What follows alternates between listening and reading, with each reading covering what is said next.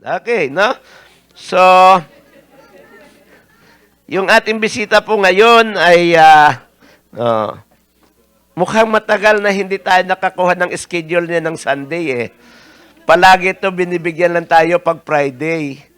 Pero praise God, dahil ngayon nakasama natin sa Sunday. Ano? And of course, sa iba ay nakilala po natin siya. No? Pero sa iba po na hindi makakilala,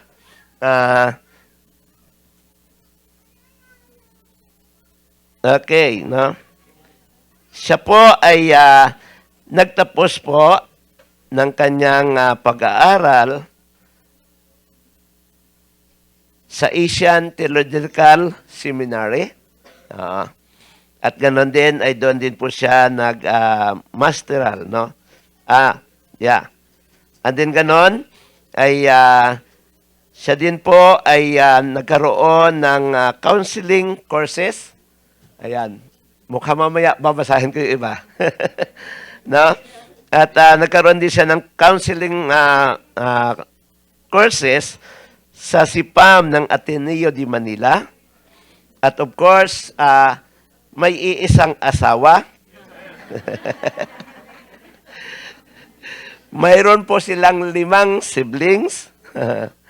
At ganun din po ay siya po ay isang bishop o overseeing Hope of Glory Community, which is ang kanilang church po ay makikita po natin ang Manila in Bulacan. Ayun, no? Hope of Glory. No?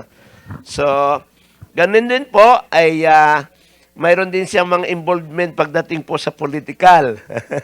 No? Siya po ang leader ng Asin at Ilaw movement.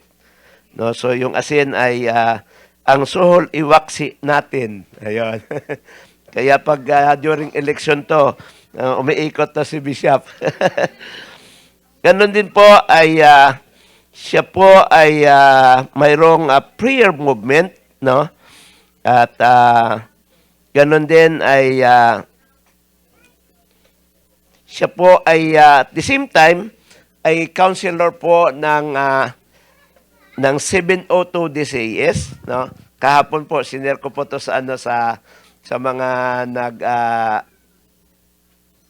Gio, no? At every Monday yung kanyang program, no? 702 DCAS. This is a Christian radio network sa Philippines, no? At ang kanilang program is Family Matters. Yan. So kaya kung gusto ninyo na makinig kayo ng mga makabuluhang payo pagdating po sa Family Matters, every Monday po yan. Yan. So ako ang kanilang number 1 fan doon. No?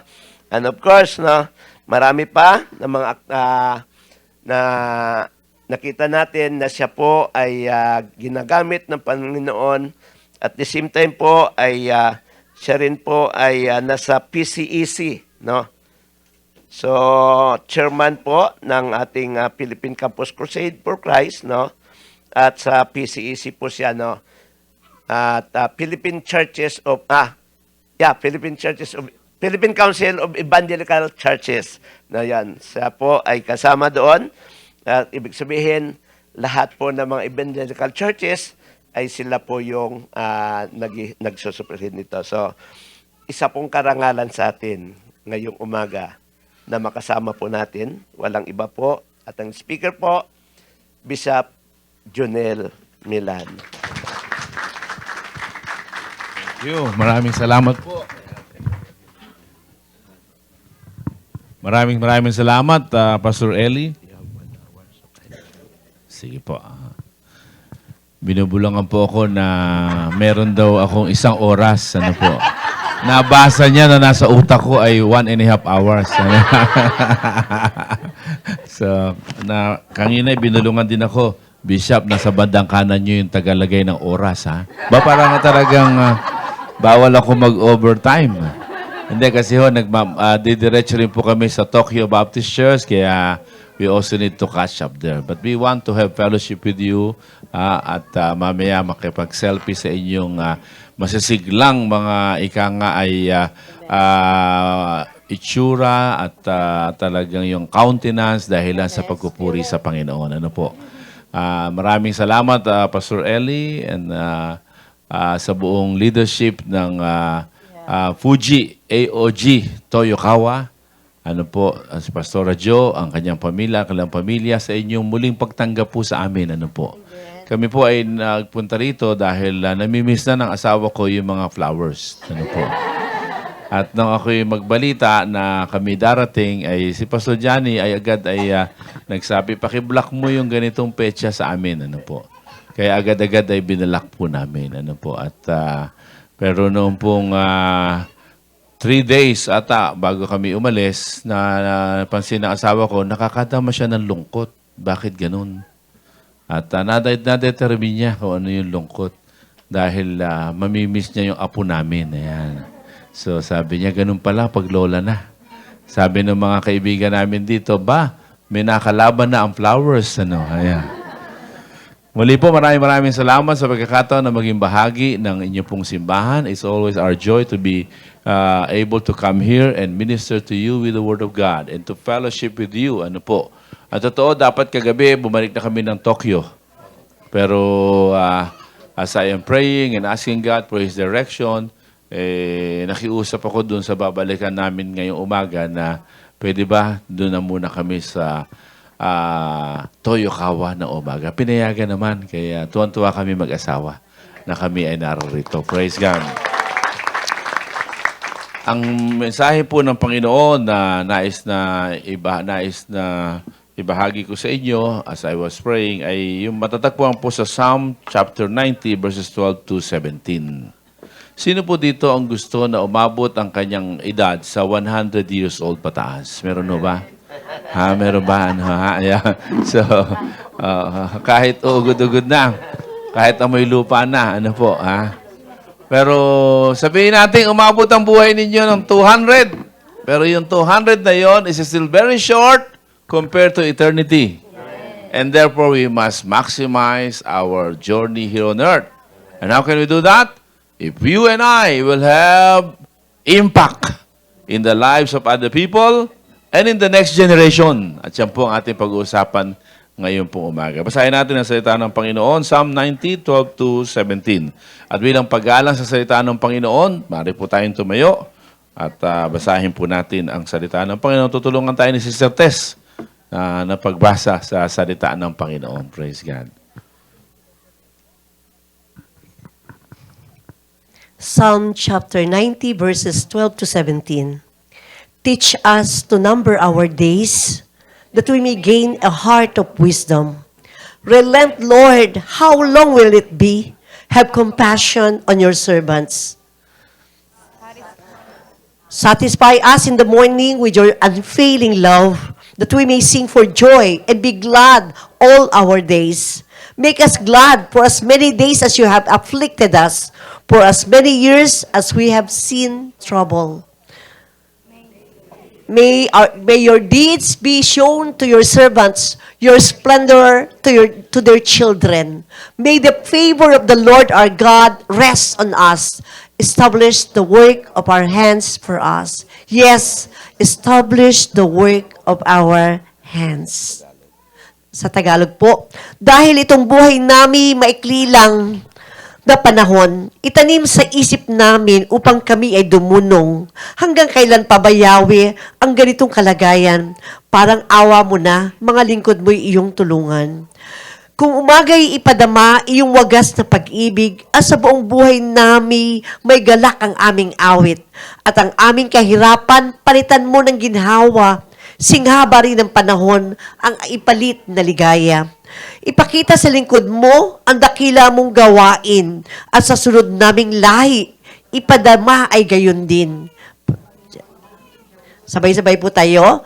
Panginoon naming Diyos, kami sana'y pagpalain. Magtagumpay nawa kami sa anumang aming gawin. Magtagumpay nawa kami. Amen. Tayo po'y manalangin. Panginoon naming Diyos, kami nagpapasalamat sapagkat sa pagbasa pa lamang ng iyong salita, ramdam namin ang Espiritu Santo mo na kumikilos na sa aming isipan at sa aming puso at sa aming kaluluwa. We are gathered today, O Lord, not just to offer our worship and praises to you, but we are also gathered to offer our hearts so that we can be nourished by your word.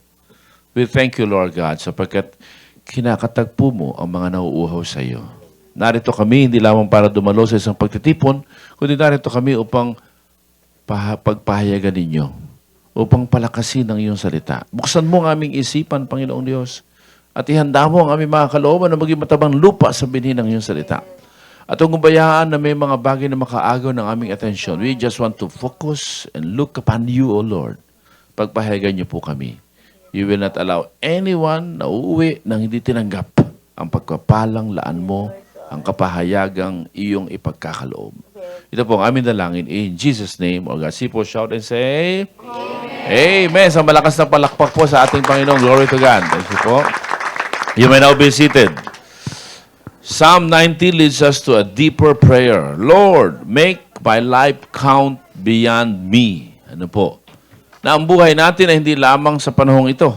Kundi wala na tayo, meron pang impact ang ating buhay. This is generational impact. Things do not end with you. Nagiiwan ka ng marka. Whether you like it or not. May epekto ka sa ibang tao. Whether you like it or not. Kaya po ang nais po ng Psalmist ay maging intentional. Na ang iiwanan niyang marka sa mundong ibabaw ay nga may magandang dulot. Magkaroon ng generational impact. Sabihin nga po natin yun, generational impact. Mga kapatid, mga minamahal, may the Lord speak to our hearts. Nais ng Panginoon na tayo po ay lumapit sa Kanya at humingi ng tulong. At siya po ay kikilos upang tayo po lahat ay maging instrumento niya para po sa tinatawag nating generational impact. Alam niyo, dalawa pong aspeto. Number one, yung biological impact mo. Ikaw, ang anak mo, ang apo mo. Biological impact. Ang kaapu-apuhan mo. Okay? So dito may apo na. Kagaya namin. Praise God. Wow. Eh, may masarap may apo, no? Yung apo ko, kamukha ko raw eh. Yan. Kaya gustong-gusto ng asawa kong alagaan. Para raw niyang inaalagaan ako nung maliit. Yan. Kaya napansin ko, ang daming kurot. Galit, yung galit sa akin, binibigay sa apo. Hindi, wala. Biro lamang, hindi po. So, mga kapatid, mga minamahal, yan po yung biological line. Pero meron din pong, hindi lang biological line, kung hindi yung ating spiritual, na linya, na ikaw, at ang ika nga natin ay mga maaakay mo sa Panginoon, ang mga may impluwensyahan mo. 3 bagay daw, ang sabi nila, para ikaw ay magkaroon ng impact. Una, magtanim ka ng puno. Patay ka na, yung puno nandiyan pa. At the very least, nagbibigay ng lilim sa iba.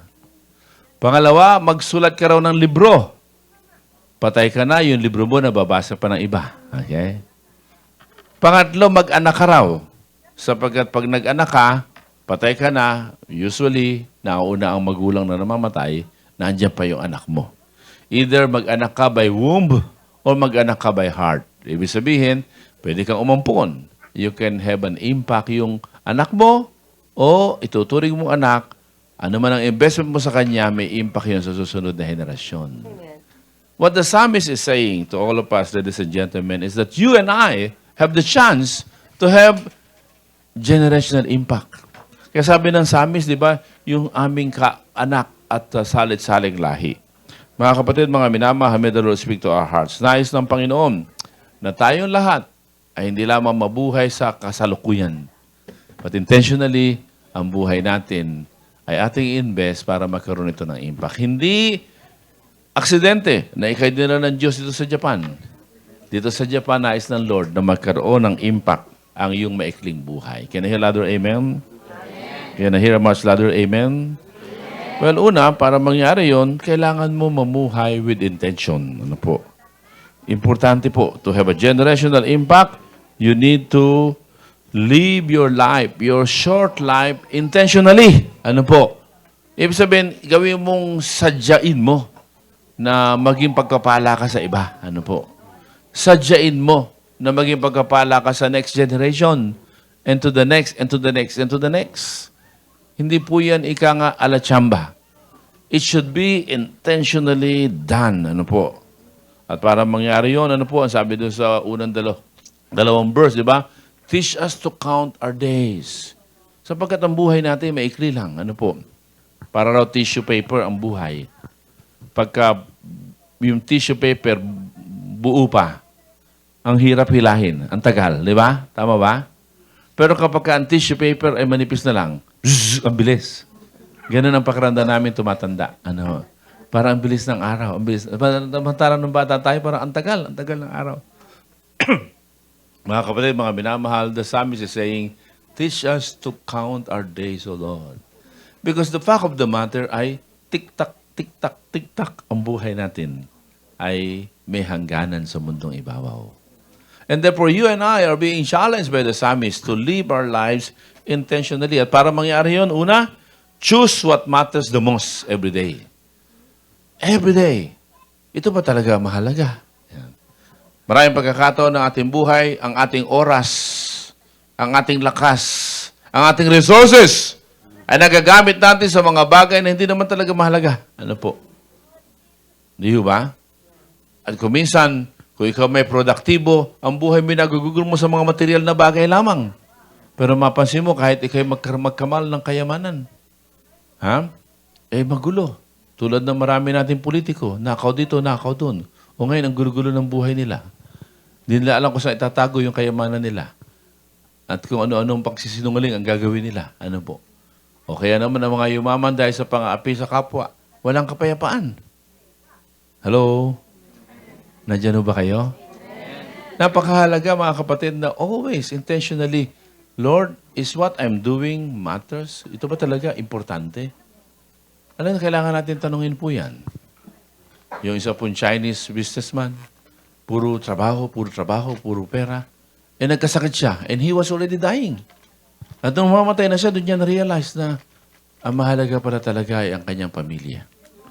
Ano siya, naghihingalo na.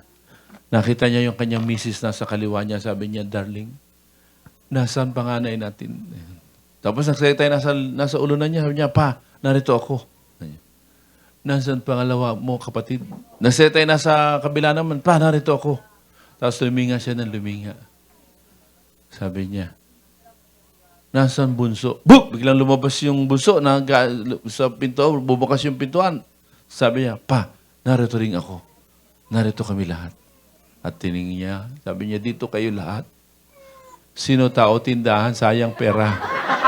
Wala tayo kita ngayon. Mamamatay na, pera pa rin, ang mahalaga. Ba? Mga kapatid, mga minamahal, mahalaga ang pera para mabuhay. Pero hindi ang pera ang dahilan kaya ka nabubuhay. Di ba? Tandaan niyo yan. Ano po? Mahalaga ang pera paghahanap para sa hanap buhay.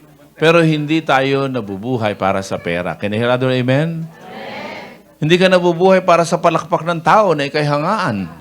Ikaw ay tingalain. Ano po? What matters the most? Mahalaga ba ito? Ayan. Ito ba ay may kinalaman sa mga mahal ko sa buhay? Maraming mga magulang na sinakripisyo ang kanilang panahon sa kanilang mga anak.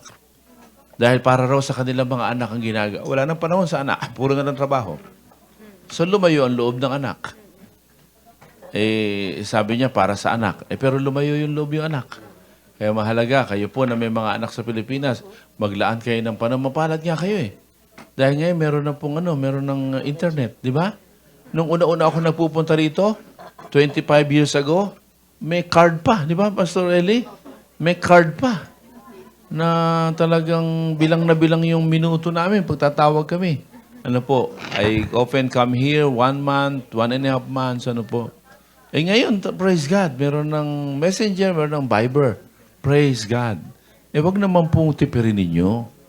Paglaanan nyo ng panahon na kausapin ang mga mahal nyo sa buhay. Can I hear that? Amen? Mga kapatid, to live our life intentionally, you need to, number 1, choose what matters the most. Lagi.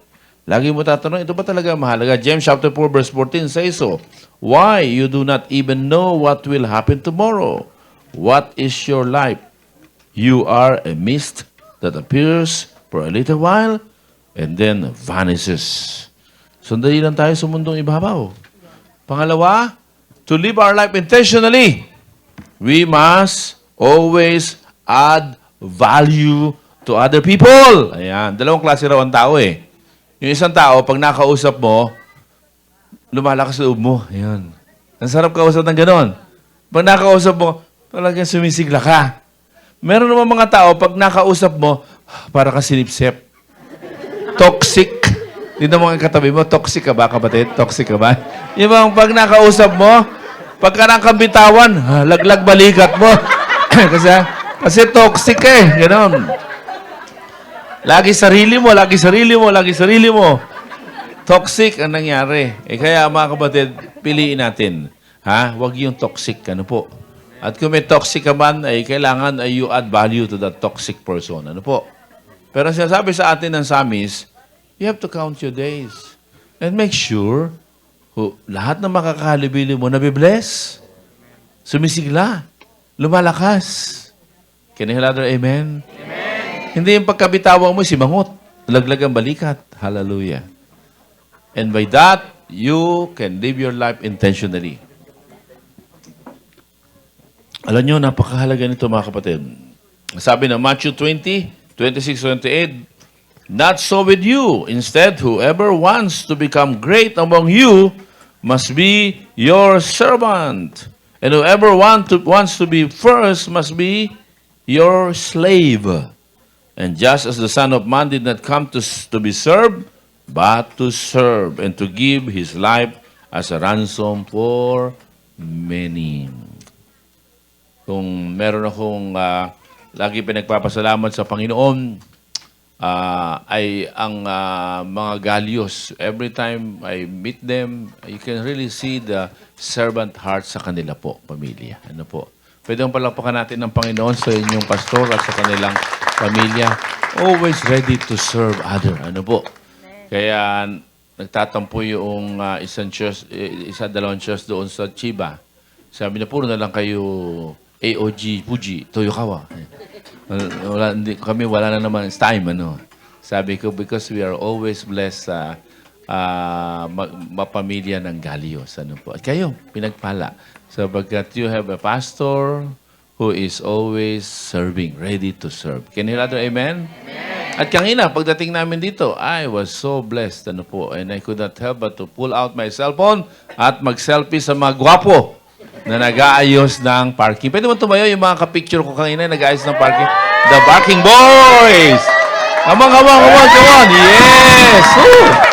Oh, yan. Please. Tayo, remain standing. Ayan. Praise the Lord. Salamat. Thank you. Thank you for your lives. Salamat po. Sa gitna ng init, they are willing to serve. And of course, all of you. All of you who are willing to spend time to serve the Lord. Ano po? Whether nakikita dito sa harapan o hindi nakikita, you are willing to serve. You understood that worship service is not just a time for worship. It's also a time to serve. That you and I were saved not just to worship God, but we were saved to serve the same God who saved us. Can you hear louder? Amen? Mga kapatid, mga minamahal, may the Lord speak to us. Proverbs 11:25 is a beautiful verse. Ano po? A generous person will prosper. Whoever refreshes others will be yun. Kaya wag kang manghinayang. Pagka nagbe-bless ka ng tao, ibe-bless ka, babalik. Babalik yun, mga kapatid. Ano mang itanim mo, merong ani. Pero kung hirap na hirap ka na mag-bless, tapos hingi ka ng blessing, huwag kang umasa. Kailangan marunong ka mag-bless ng iba. Hallelujah. Mga anak, huwag ka lang hingi sa magulang. Importante rin na ikaw man ay magbigay sa magulang. Amen? Sabi ng Ephesians chapter 6, verse 1 and 2. Dalawa ang job description ng mga anak. Sino mga anak dito? Taas kamay ng mga anak, di ba? Ano ang job description? Ephesians chapter 5, Ephesians chapter 6 verse 1 and 2. Ang sabi diyan, ano po hanggang 3. Ang sabi diyan, obey your parents in the Lord. So yan ang unang tungkulin. Pag ang pinapagawa na sa'yo hindi na in the Lord, pwede mo na sila hindi sundin. Kasi may in the Lord di ba? Pangalawang job description. Honor your father and your mother. Yun, walang kondisyon. Meaning, pag may pinapagawa silang hindi tama, pwede mong hindi sila sundin. Pero, sabihin nyo nga pero, i-honor mo pa rin sila. At yung salitang honor, dalawa yan. Una, respect. Ayan. Kaya maganda yung binuhay ninyo, yung tradisyon natin mga Pilipino nagbe-bless. Ano po? Pero hindi lang yun. Kailangan nyo pakikitungo may respeto. Ayan. Mga anak, kailangan i-respeto ang magulang. Huwag nang mamamurmur. Ha? Naghahabang nguso. Ano? Minsan mga bata, sarap putulin ng nguso. So, talagang importante na... Pero hindi lang respect. Yung salitang honor, diyan galing yung salitang honorarium. Ano yung honorarium? Ano yung honorarium? Pera. Honorarium. Money. So, ibig sabihin, ang mga anak dapat nag-aabot ng pera sa magulang. Hallelujah. Amen! Ha? Nahihiya pang... Baka magulang lang nag-amen, yung anak hindi nag-amen. Alam ninyo, ang magulang hindi dapat nagdi-demand sa anak. Ha? Malino yon. Hindi dapat nagdi-demand ang mga magulang. Kasi inanak natin sila eh. Tungkulin natin yon. Pero pag lumalaki na sila, dapat papatayin natin sa sariling paa. Huwag yung malaki na, ikaw pa rin nagsusupply. Okay? Pangalawa, yung mga anak, hindi dapat inuobliga. Pero, sabihin niyo pero. Dapat may kusang palo. Hallelujah, praise God.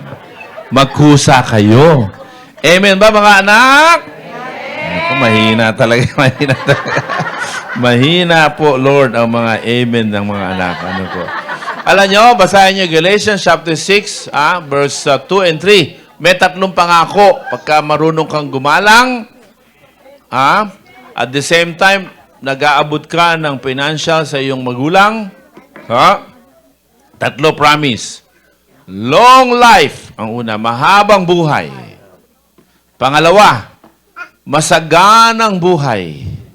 Pangatlo, masayang buhay. Tatlong M. Masayang buhay, masaganang buhay, at mahabang buhay. Sino ang gusto ng gano'n? Sumigaw ng amen. Magbigay ka ng love gift sa magulang mo, ha? At lagi mo silang irespeto. Praise God.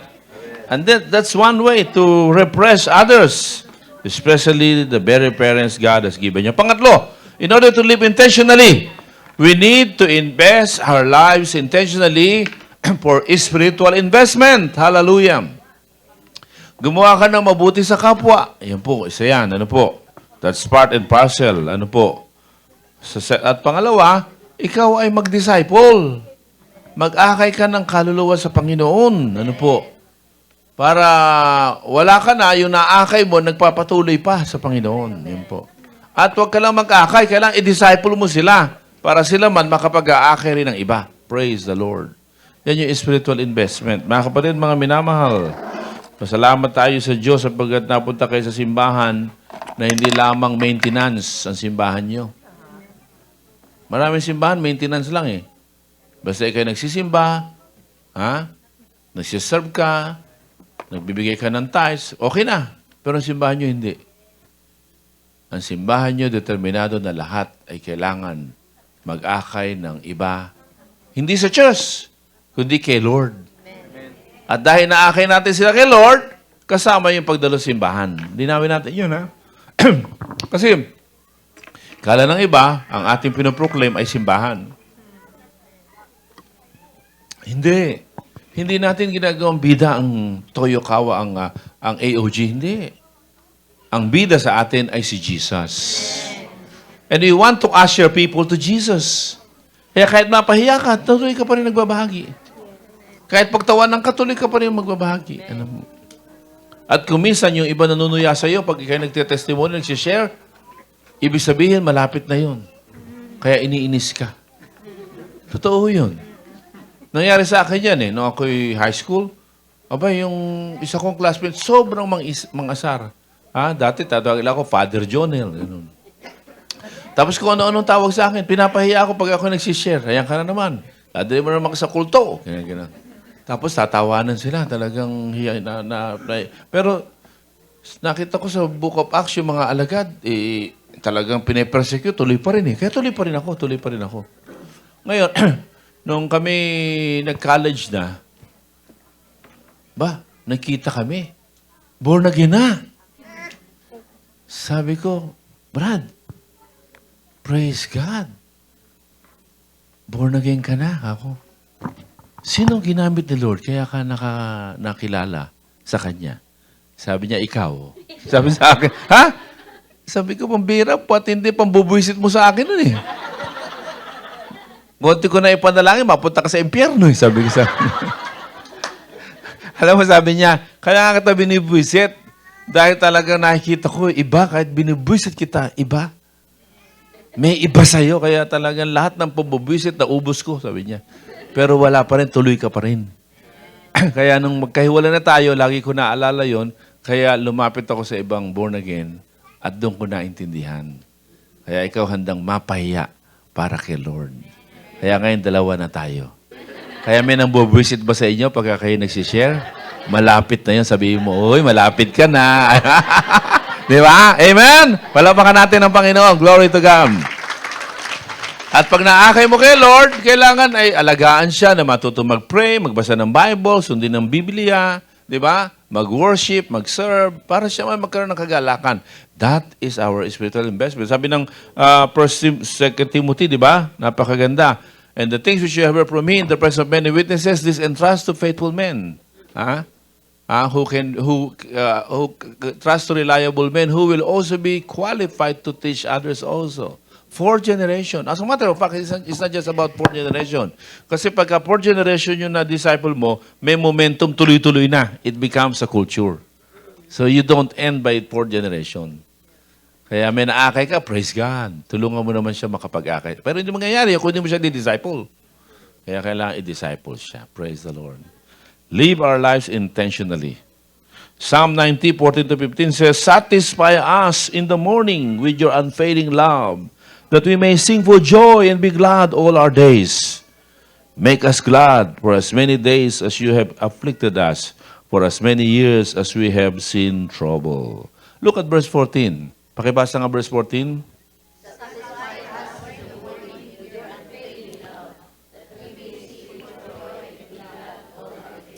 In order to have a generational impact, ladies and gentlemen, we must all embrace the love of God. We must allow the love of God, the unfailing love of God, to satisfy us every morning. Hallelujah! Mga kapatid, mga minamahal, may the Lord speak to our hearts. Kuminsan, alam naman natin mapagmahal ang Diyos Pero wala kang panahon para isatisfy mo ang sarili mo at namnamin. Sabi nyo nga, namnamin. Pakilakasan, namnamin. Yun po, kailangan namnamin mo yung pag-ibig ng Diyos sa iyo araw-araw. It's never about our love for God. It's about the love of God for us, and therefore we are able to love Him back. Ayun po. Sabi ng Old Testament, love the Lord God with your heart, with all your soul, with all your strength. Ang tanong, sino nakagawa nun? Wala. Kaya, ang ginawa ng Diyos, pinadala niya si Jesucristo bilang kapahayagan ng kanyang pag-ibig. While we were yet sinner, God demonstrated His love for us, and He died for us. Kaya sabi ni John, ano sabi ni John? We love because He, yun. Kaya kahirap na magmahal. Kasi hindi mo ninanamnam pag-ibig ng Diyos Hindi mo ninanamnam na mahal ka ni God. Kahirap ka magmahal ng asawa, ng anak, ng kapatid. Pero pag puno ka ng pagmamahal, you will find yourself loving. Maniwala po kayo. That's why you can have an impact. Kasi yung pong pagmamahal na radikal ay lagi mo ini-enjoy. Nandyan ho ba kayo? Nung naging girlfriend ko si Tess, ang tanong ng mga uncle niya, pogi ba boyfriend mo? Ang sagot niya, maganda kong tumindig. Hindi, pogi ba?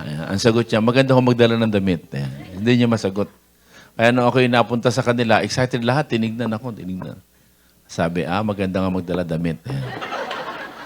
Tinignan, maganda kang tumindig. Walang nagsabing pogi, ano po. Tapos ang tatay niya, ginawa lahat para hindi kami magkatuluyan. Hindi naman ako binastos ever, pero talagang dinidiscourage niya anak niya. Sorry sa kanya, sobrang in love yung anak niya sa akin. At alam niyo kung ano ang dahilan? Sapagkat I always regularly savor the love of God sa akin.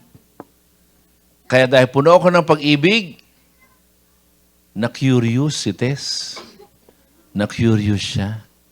Bakit ito'y manipis ang buhok pero parang poging-pogi pakiramdam niya. Ganun. Na-curious siya. Bakit ito'y paya-payatot Parang punong-puno ng pag-ibig ang yun, na-curious. Kaya po, talagang patay na patay siya. Praise the Lord. Ano? Hindi dahil sa akin, kundi dahil sa love ni Lord. Alam niyo, mahalaga po yun, that every day we must savor the love of God.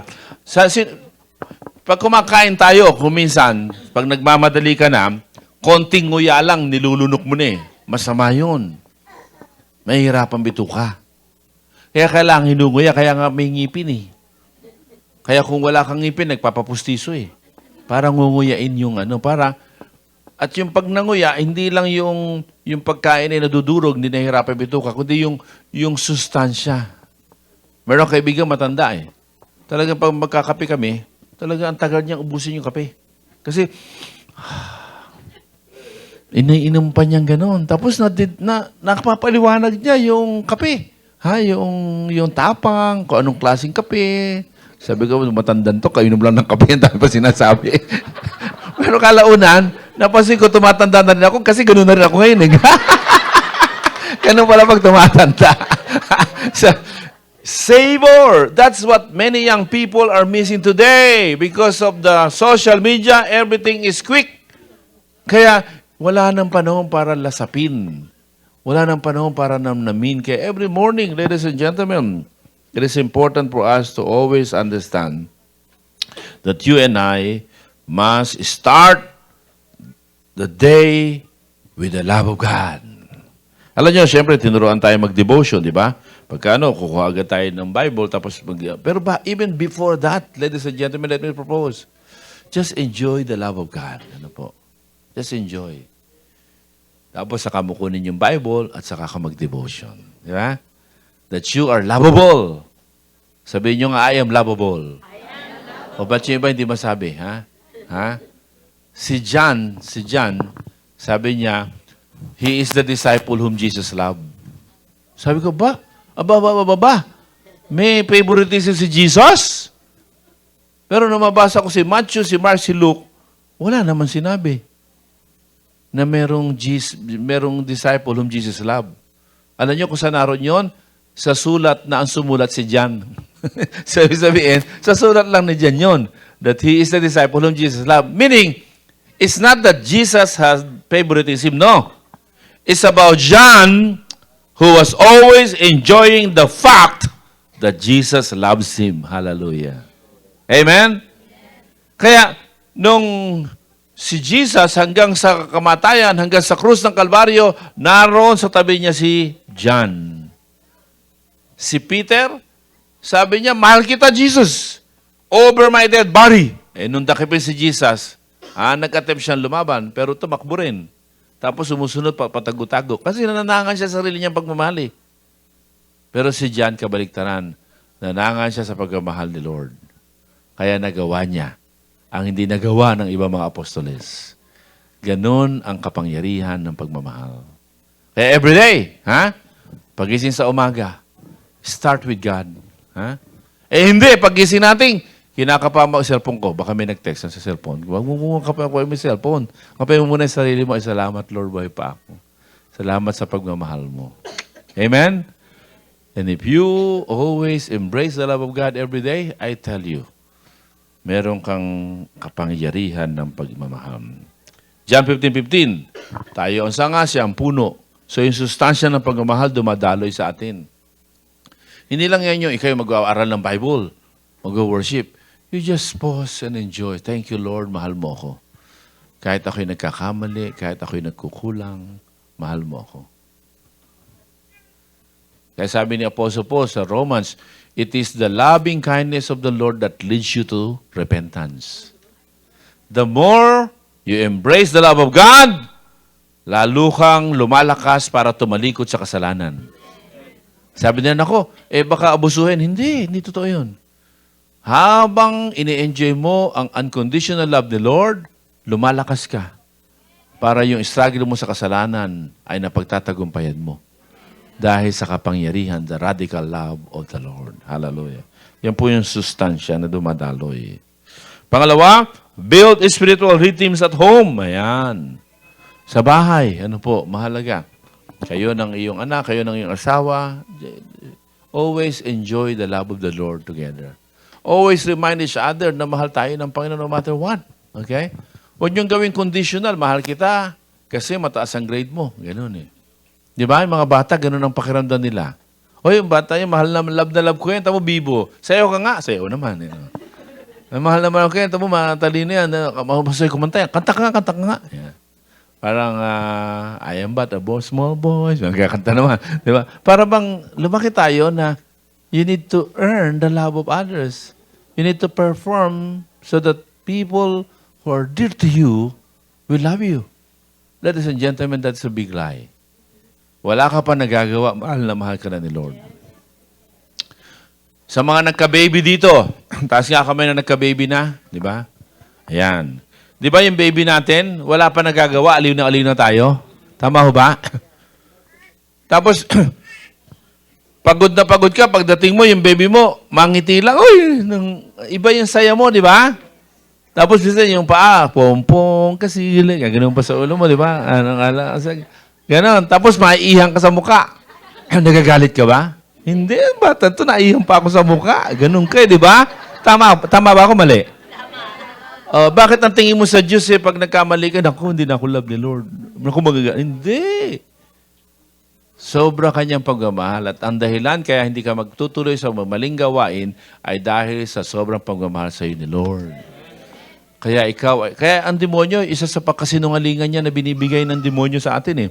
Pagka nagkamali ka, may hindi ka nagawan tama, ano po, kukondem ka ng demonyo para tatalikod ka na. At sabi mo, oy, sama ka naman sa amin sa Bible study. Ay, ayoko pa. Hindi pa ayos ang buhay ko eh. Aayusin ko muna buhay ko. Hindi ka na makakalapit sa Diyos pag ganyan. Lumapit ka sa Diyos at ang Diyos ang aayos ng buhay mo. Amen? At yan ang ating pong mensahe sa lahat. Lumapit ka sa Diyos ng lubusan at ang Diyos ang aayos sa buhay mo. Bakit? Dahil sa kanyang pagmamahal. At lagi mong i-remind ng anak mo, I love you, anak, no matter what happens. Pag sila nagkamali, embrace mo, I love you. Huwag ka maniwala sa demonyo na ikaw ay hindi ka ibig-ibig. Di ba? Sabi mo sa katabi mo, huwag ka maniwala sa demonyo. Bakit para may narinig ako sa demonyo ka? Hindi siya. Walang gano'n, ha? Walang gano'n. Hindi. Sapagkat yung kasinungalingan tinatanim ng demonyo sa ating isipan na dahil tayo ay, di ba pagka nagkakaedad ka na, hindi na ako maganda, hindi na ako lovable, that's a lie. That's a lie. You need to be beautiful inside. And the best way to be beautiful inside is always embrace the love of the Lord and make it spiritual rhythm at home. Punuin mo ang bahay mo ng pagmamahal. Punuin mo. Pakita ninyo mag-asawa na kayo nagmamahalan. Kahit kayo minsan nagkakaaway, magkakagalit mag-asawa, at the end of the day, magpatawaran because there is no forever when there is no forgiveness. Nandiyan ba kayo? At makita na anak ko, minsan kaming mag-asawa eh. Ha? Habang nagmamaneho inaway ako ng aking asawa. Yung mga asawa, gano'n yan. Then, nagkataasan kami ng boses. Nalimutan namin, yung buso namin nasa likod. Tapos napansin namin, nandun siya. Nako, naroon pala siya. So, pero wala talagang nagkainisan kami, gano'n. Mamaya-maya ay si Sister Tess, naalala niya Philippians 4:8 na ilagay ang utak sa mga bagay na maganda, honorable, etc. So inisip niya yung mga magandang bagay sa akin. Napakarami nun eh. Kaya dahan-dahan, wala na yung galit niya. At tapos tumatawa-tawa na siya. Di nakita kong tumatawa-tawa na, so nag-hinolding hands ko. Tapos di nag-apologize kami sa isa't isa, gano'n. Not just because of our son. So kundi yung babalikan mo yung magandang bagay sa asawa mo, gano'n. Kaya pagkaraan, nagulat kami, sumabat yung anak namin. Sabi niya, ganun pala mag-asawa. Takot kami. Mag-aaway, mamamaya, bati na. Ayan. Nandiyan ho ba kayo? Minsan naanyayahan ako eh. Magtuturo kami sa mga couples. Sabi ko, sige. Sabi ko, sekretary ko, sabi mo, mag-speak kami doon. Pero padala nila yung detalye. So, pinadala yung detalye. Nung makita ko detalye, sabi ko, sabi mo, hindi na ako mag-speak. Nako, sabi niya, Bishop, nagagalit po. Na-announce na raw nila, marami kayong radio listener di doon. Bakit daw kayo nagbago isip? Hinihingi yung telephone number niyo. Sabi ko, bigay mo. So, binigay po. Tapos tumawag sa akin, galit. Bishop, bakit naman ho kayo ganyan? Sabi niyo, tapos binabawi ninyo. Sabi ko, hindi, pupunta kami. Pupunta ho pala kayo. Ba't sabi, hindi na kayo mag-speak? Hindi kami mag-speak, pero pupunta kami. Ano ibig niyo sabihin? Sabi ko, kasi nakita ko sa letter ninyo, yung topic, hindi ko kaya. Alam niyo kung anong topic?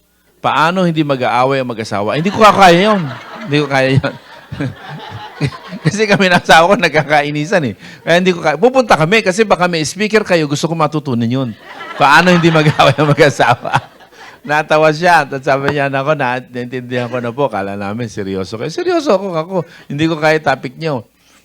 Sige ho, kayo na ho bahala sa topic. Ang mahalaga, dumating kayo kasi pinangako namin kayo speaker. Sige ako. Anong topic ko? Bahala na ho kayo. Sabihin niyo lang sa amin kung ano. Sabi ko, sige, ang topic namin ni Sister Tess, paano mag-away nang hindi naghihiwalay? Ayan. Dumami lalo ang dumalo.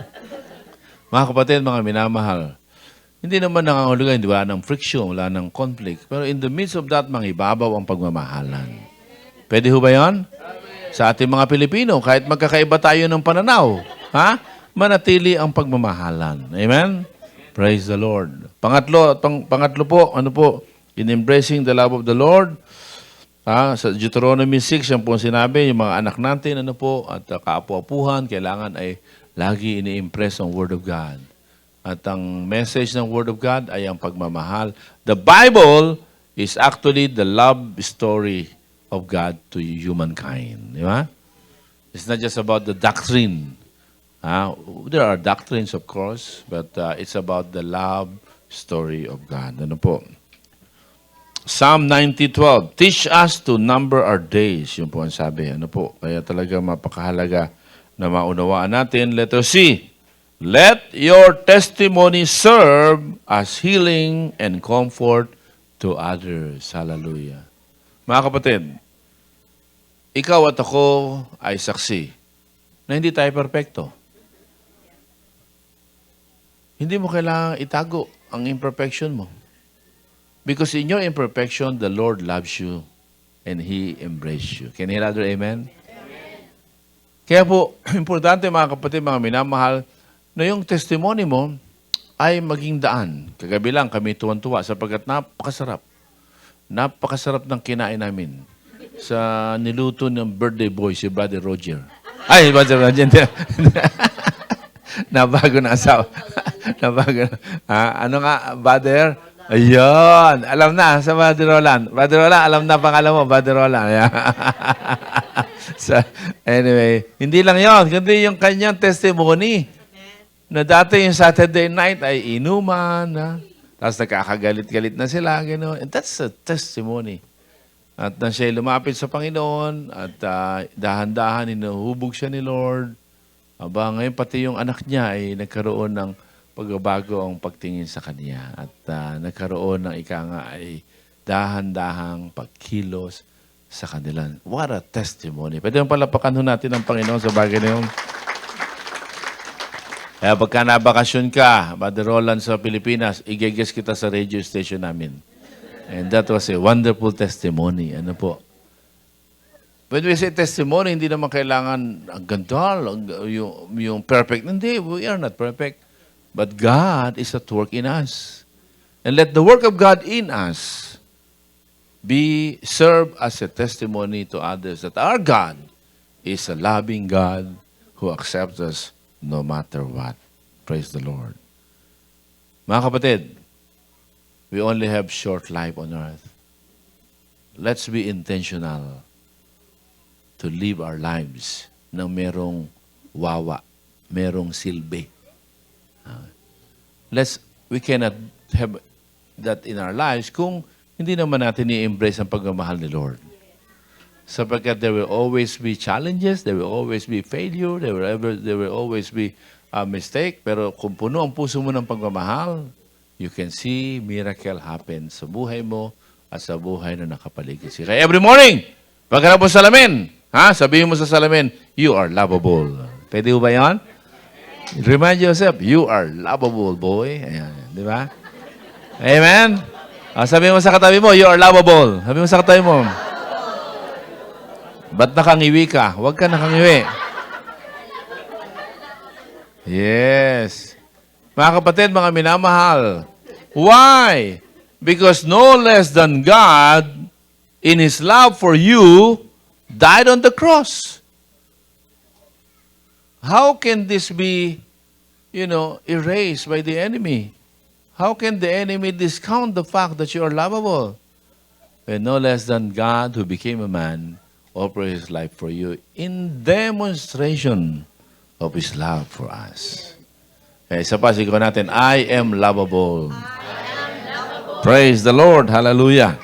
Sabi po sa 2 Corinthians chapter 1, verses 3 to 5, Praise be to the God and Father of our Lord Jesus Christ, the Father of compassion and the God of all comfort, who comforts us in all our troubles, so that we can comfort those in any trouble with the comfort we ourselves receive from God. Hallelujah. Praise the Lord. Ganun din ang sabi sa 2 Corinthians 1, 3 to 5. Ano po? Mga kapatid, let's go back to our passage for our third and final point. Praise the Lord. Sabi po sa Psalm 90, 16 to 17, May your deeds be shown to your servants, your splendor to their children. May the favor of the Lord our God rest on us. Establish the work of our hands for us. Yes, establish the work of our hands. These verses speaks of the challenge na tayo'y binigyan ng Diyos ng kakayanan so that we can labor on earth and laboring it intentionally by making an impact. And therefore, let me propose. The third and final point that I would like to share to all of you from this passage is that we must pursue our mission on earth faithfully. So that you can have an impact. Remember, meron kang misyon sa mundong ibabaw. Kaya buhay ka pa. Kung hindi, nung na-born again ka, dapat sa langit ka na, patay ka na. Kasi born again ka na naman eh. Pero buhay ka pa. Kasi may mission ka sa buhay. You have a mission to fulfill. Ano po? Mga kapatid, mga minamahal, may the Lord speak to our hearts. Many of us are living for our own temporal pleasure. But we are forgetting that we have a mission.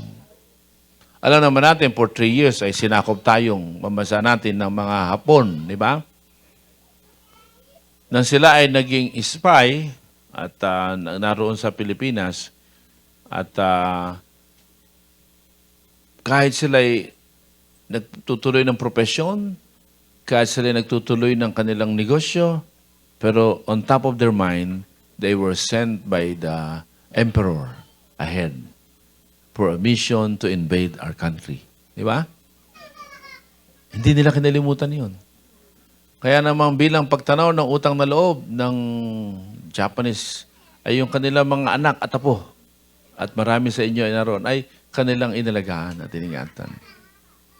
But what I would like you to see is yung pong kanila pong focus. Everybody say focus. Sa mission nila. Ano po? Habang pinopursue nila yung personal lives nila doon sa Japan, doon sa Pilipinas, but they continue to remind themselves that I am not just here to have a family. And many of them had the family in the Philippines. Ano po? Many of them pursue yung pagiging businessman.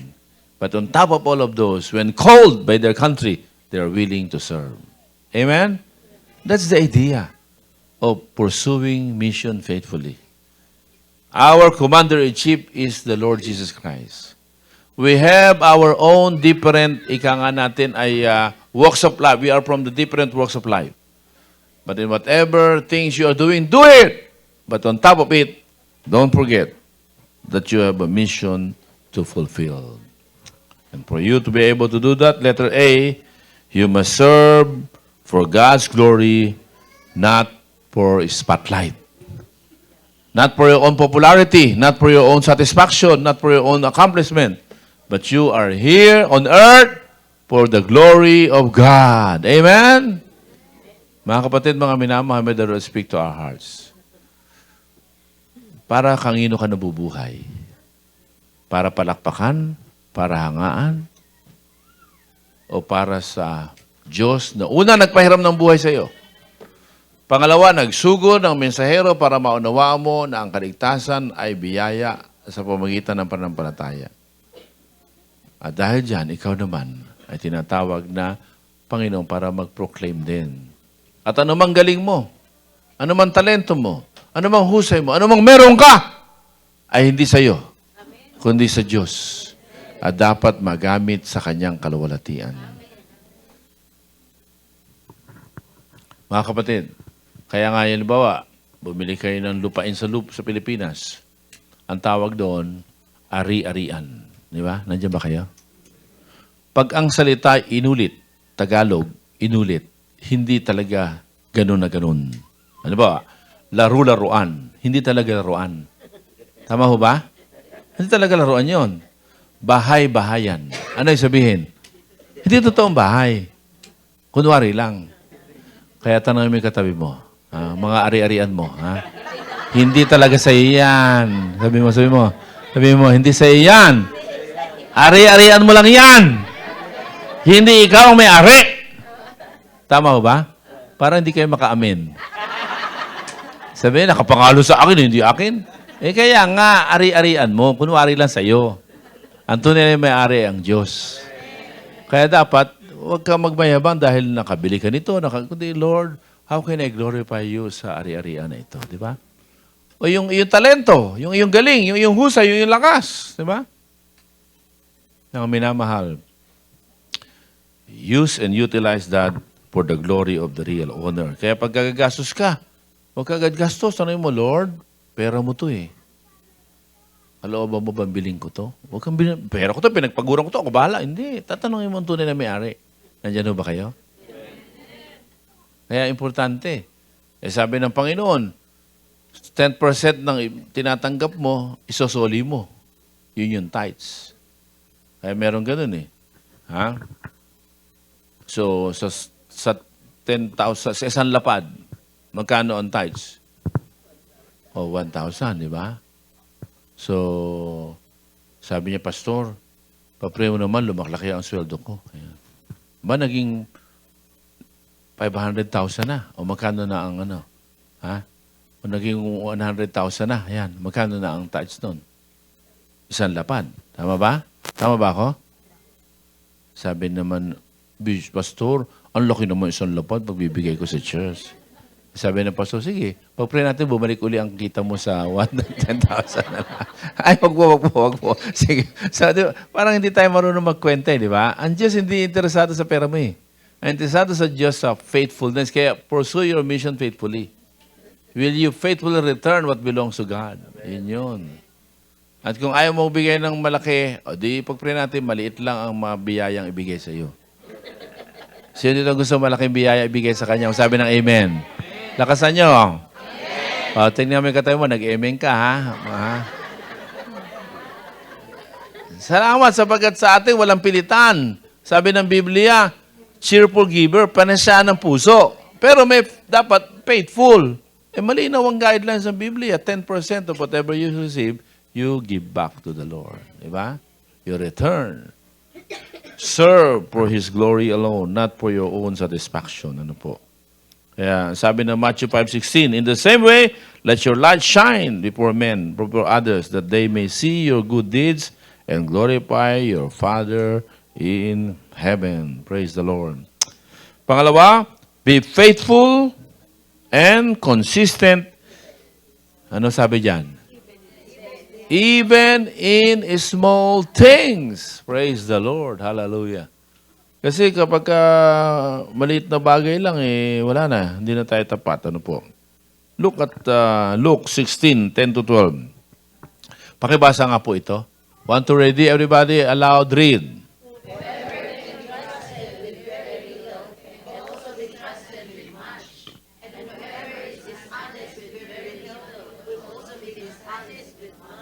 So kung matapat ka sa maliit na meron ka, pagkakatiwalaan ka ng mas malaki. Sino ang gusto ng greater blessing? Magsabi ng amen. So kung ano meron ka ngayon, magtapat ka. Yung galing mo, yung husay mo, yung talento mo, ipaglingkod mo. Yung panahon mo, maglaan ka ng panahon para paglilingkod. Sapagkat pag nagtapat ka dyan, ako bibigyan ka pa ng higit pa ng Panginoon. Praise the Lord. Hallelujah. Kaya mga kapatid, mga minamahal, sa verses 10-12, so if you have not been trustworthy in handling worldly wealth, grabe yan. Basahin nga po natin yan, malakas. Want to ready read. So if you have not been trustworthy in handling worldly wealth, who will trust you with true riches? Yes, and if you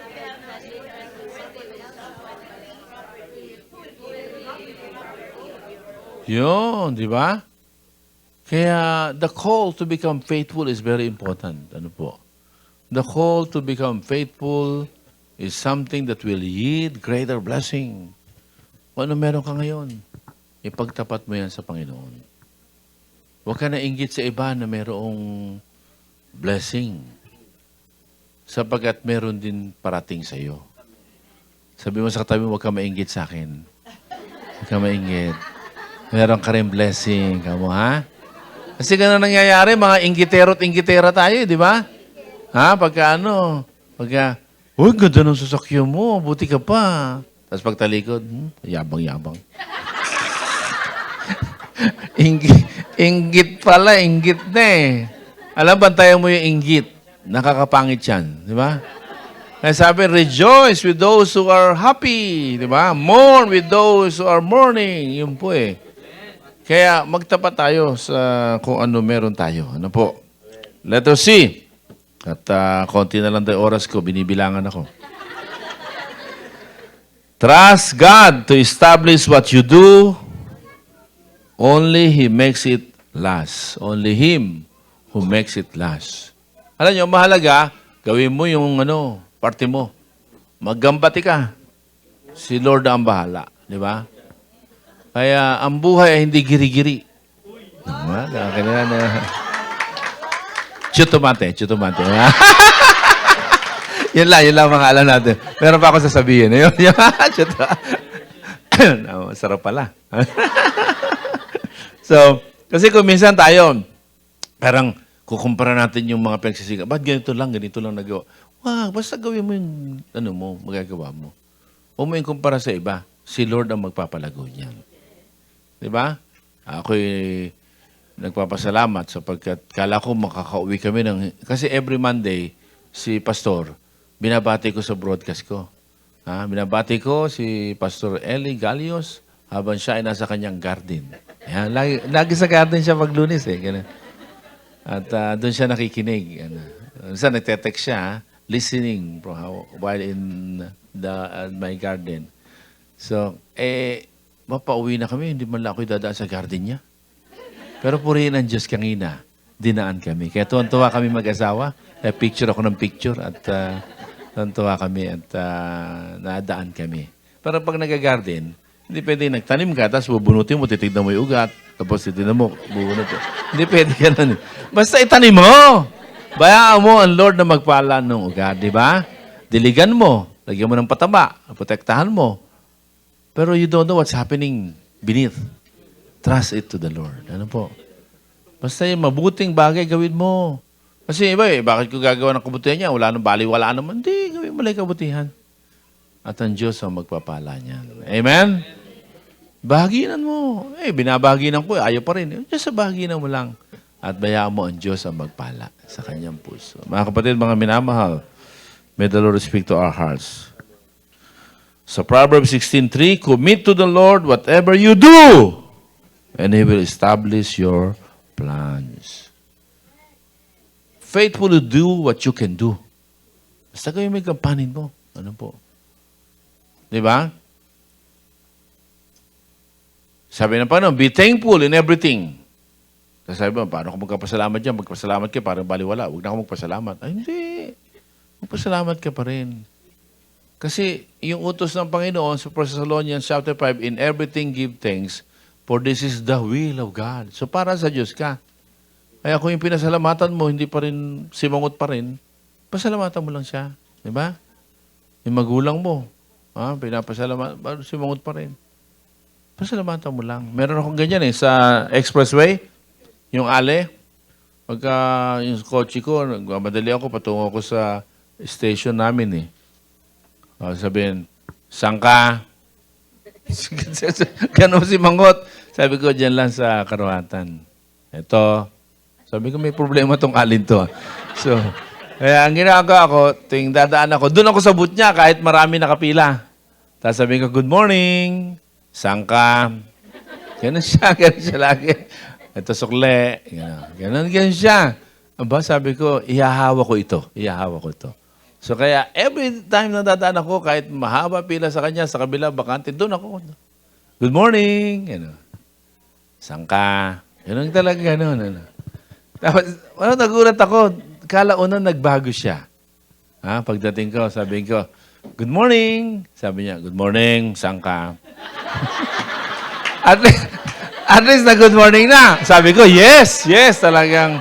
Tapos sumunod, awang alaunan, siya na nag-good parating na ako. Nasimangot siya, yung nauna sa akin, kita ko simangot Pero pagkita niya ako na, iba na, naiba mo kanya. Tapos, good morning, saan kayo? Sa Karuhatan, ano? Ganun ba, naiba na? Tapos later sabi niya, anong sa Karuhatan? May radio station kami doon. Gano'n. Tapos sumunod may inabot sa akin, prayer request. Nagpapapray na siya. Yung pala, magsasara na yung expressway at magpupunta na sa bagong company, tatanggal sila lahat. Babayaran naman sila, kaya lang nag-worry siya, ng buhay niya pagkaraan noon. Kaya pala si Mangot. Kaya sa next time na may si Mangot kang katabi, may problema lang yan. Unawain mo na. Continue to do good things sa Kanya. At ang Diyos ang gagawa sa buhay mo. Hallelujah. Praise the Lord. Amen. Sabi sa Psalm 127 verse 1, unless the Lord builds the house, the builders labor in vain. Look at that. Merong laboring. Pero habang nagle-labor ka, i-partner mo si Lord. Ayun. Habang nagle-labor ka, i-partner mo si Lord. Meron akong kaibigan, milyonaryo. Minsan meron siyang problema.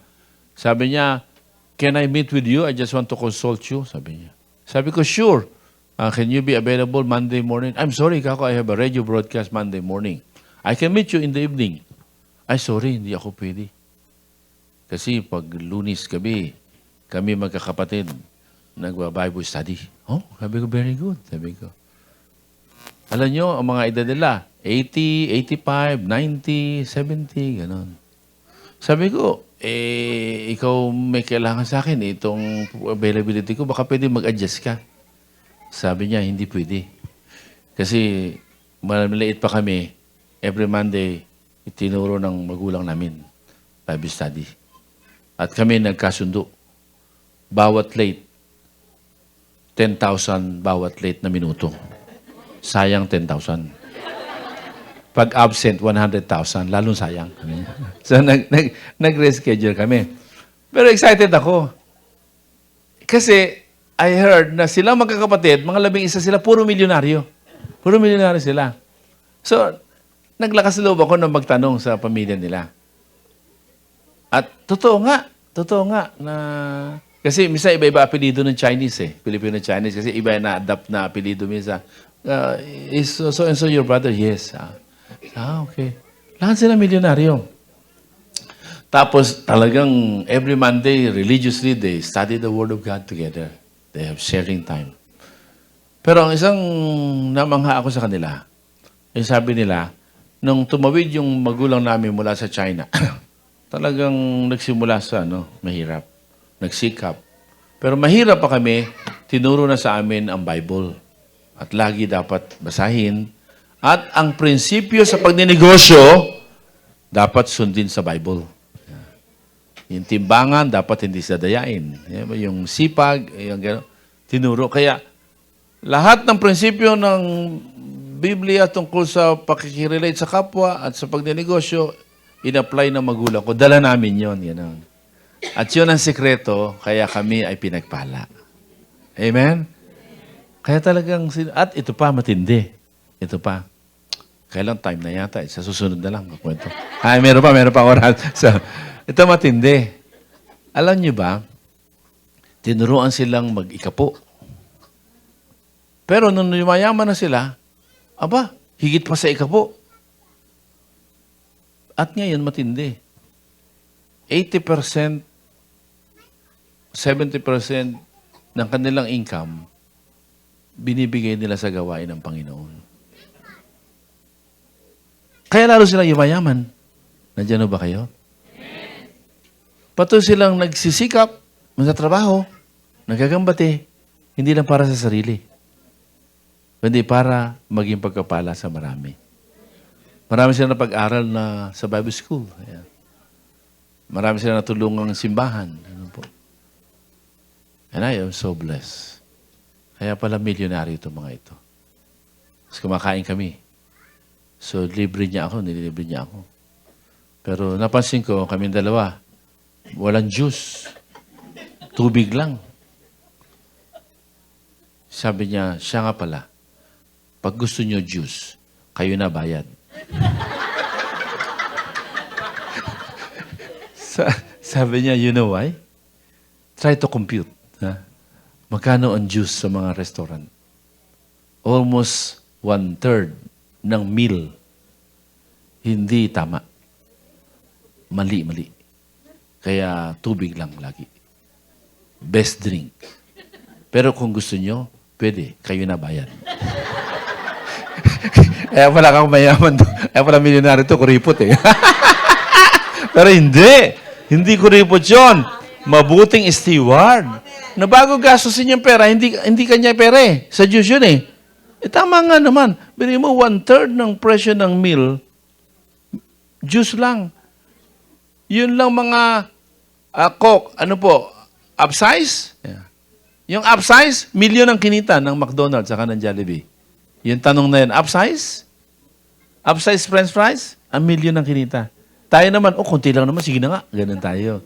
Pera ng Diyos yan Kaya dapat po, patuloy na magsikap, mag-labor, not just for ourselves, para maging pagkapala sa iba. Amen? At napakahalaga po na tayong lahat ay matutunan natin na ang lahat ng pagsisikap ay hindi nababaliwala. Don't just aim for a better life. Aim for an impactful life on earth. Kasi tayo gusto natin. Kaya gusto natin bumuti, gumanda buhay, maging maaluwag, maging maalwan. Don't just aim for that. Aim to have an impactful life. Live intentionally and say, Lord, teach me to number my days. Live by building your spirituality and pray, Lord, satisfy me with your steadfast love. And work faithfully. The Lord will give you a generational impact. My son has composed a song entitled Generational Impact. Pwede niyong makuha yan sa Hope Music PH. Hope Music PH. At ganda nung kanta na yan. Kung may time lang, kakantahin ko. Sabi na asawa, mabuti na lang, wala nang time. Sabi na asawa, kung naman, di mo ko nire-refresh. Ayaw mo kong supportahan. So, kayo raw hindi ma-refresh pag ako kumanta. Pero hindi ko kabisado. Yun, kaya hindi ko rin makakanta. Pero I just encourage you to listen to that and you will be blessed with that song. Ito po yung lyrics pala. We've seen the fire in the wilderness. Ayan. Pakibasa nga po.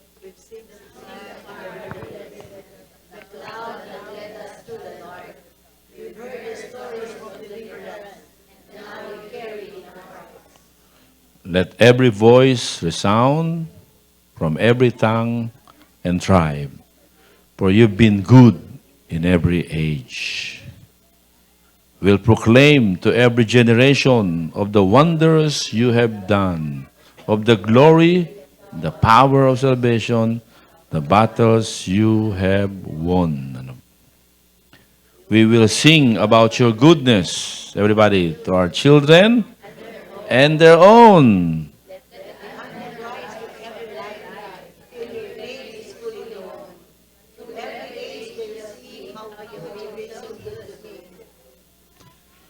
We've seen the seas that split wide open, the walls. Diba?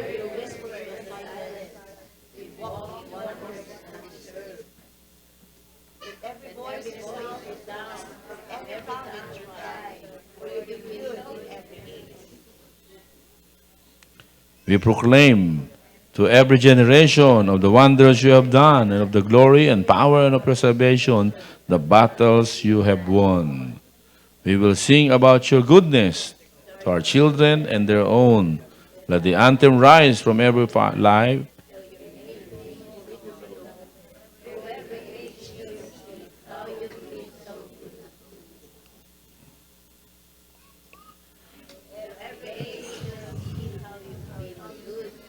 Every age, you see.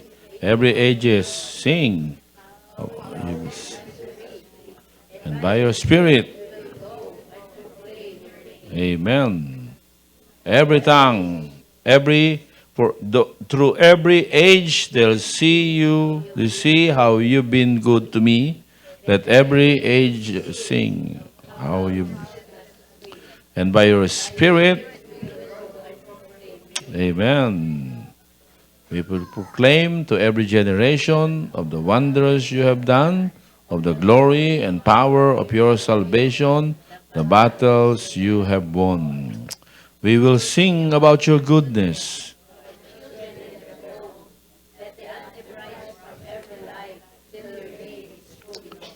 We will sing about your goodness to our children and their own, that the anthem rise from every till your name is fully known.